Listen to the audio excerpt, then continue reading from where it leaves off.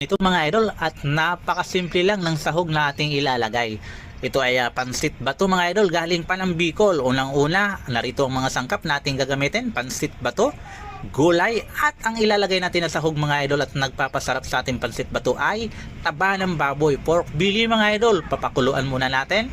At pagka naluto na yung karne mga idol ay itatabi natin yung sabaw dahil gagamitin natin ito mamaya. At yung laman mga idol ay hihiwain natin ng maliliit.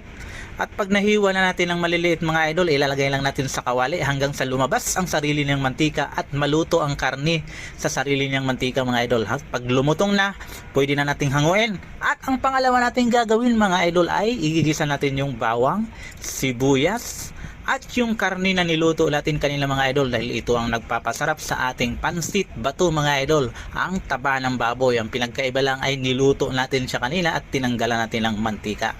Pagkatapos nating maigisa yan mga idol, saka naman natin ilalagay natin yung ibang sangkap. So ang ginawa natin mga idol ay dinamihan natin ng gulay. So naglagay tayo ng Baguio beans mga idol at carrot mga idol. At syempre, dahil pansit ang ating niluluto, hindi nawawala talaga mga idol ang repolyo. Nasa inyo mga idol kung anong gulay ang ilalagay ninyo.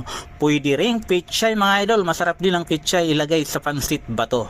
Ayan, pagkatapos nating mahalo na lahat yan mga idol, lagyan lang natin ng kunting pampalasa. Huwag lang natin masyadong alatan. At pag medyo luto na yan mga idol, hahanguin na natin dahil mamaya ihahalo natin yan sa ating pansit bato. Magpakulo tayo ng tubig at ang gagamitin nating tubig ay pinagkuluan kanina ng karne. At pagkatapos maglagay tayo ng pork cube at kunting tuyo. Lahat dagdagan natin lang kaunti.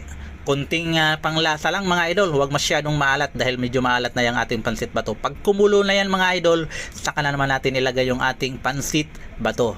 Halo-haloin lang natin ng maayos at siguraduhin natin mga idol na medyo madami ang tubig dahil itong pansit bato mga idol ay masyadong matakaw sa tubig, madalis matuyo yung tubig habang kumukulo. Kaya kailangan haluin natin lang haluin.